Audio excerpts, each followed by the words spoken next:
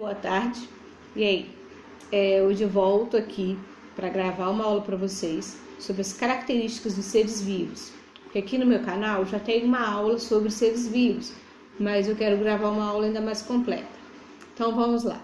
Falando das características dos seres vivos, a principal característica é a celularidade, que é a característica que trata do corpo dos seres vivos, da constituição, de como o corpo dos seres vivos é formado.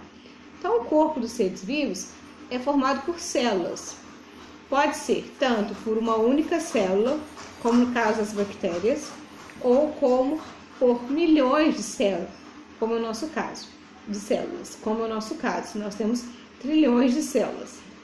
Então, o corpo de todos os seres vivos pode ser uma célula vegetal, no caso das plantas, como uma célula animal, no caso dos animais, ou uma célula procariota, no caso das bactérias.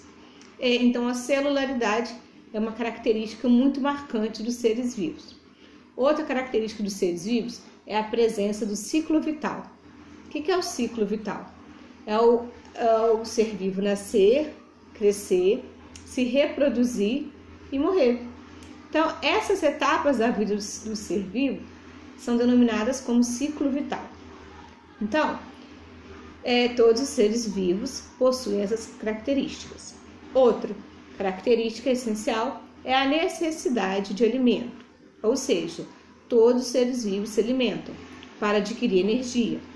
Ah, Sheila, mas as plantas não se alimentam sim, através da fotossíntese. Elas conseguem produzir seu alimento dentro do próprio corpo. Elas produzem principalmente a glicose. E como é que elas fazem a fotossíntese? Vamos recordar aí?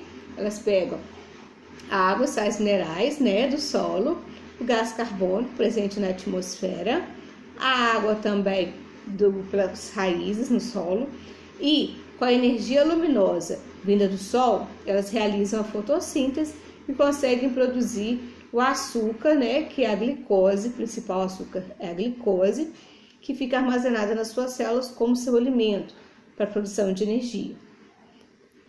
As plantas, são denominadas autótrofas,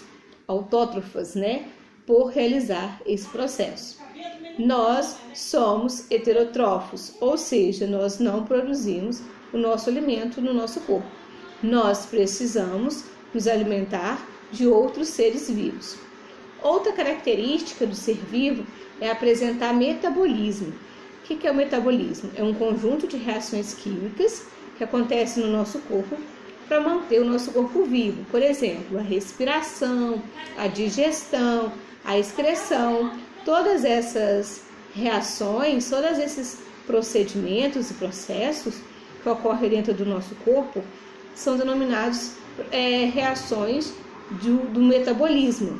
E aí nós temos pessoas, indivíduos com metabolismo mais rápido, indivíduos com metabolismo mais lento, e o metabolismo é controlado no nosso corpo, é controlado por hormônios, tá? Vamos lá.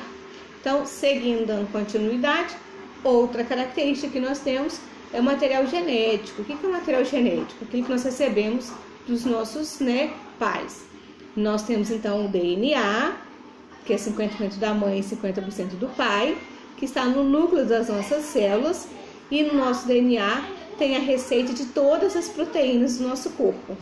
DNA, que faltar a receita de uma proteína, aquele corpo, aquele indivíduo vai ficar com deficiência para o resto da vida.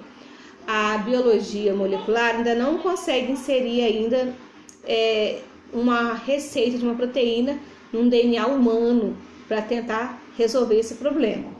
A gente consegue fazer isso, inserir partes do DNA humano no DNA bacteriano, no caso da produção da insulina. Mas quando a gente fala de ser humano, a gente não consegue fazer isso ainda, tá? Bom, quem sabe, a ciência evolui para esse ponto. Então, falando de material genético, ele está no interior das nossas células, é o nosso DNA. E aí ele trabalha junto com o RNA, que aí depois em outra aula eu explico os 3 tipos de RNA direitinho para vocês. Então, todos os seres vivos têm material genético. E outra característica é a capacidade de evoluir. Todos os seres vivos evoluem. O O que é evolução? São essas modificações no decorrer do tempo.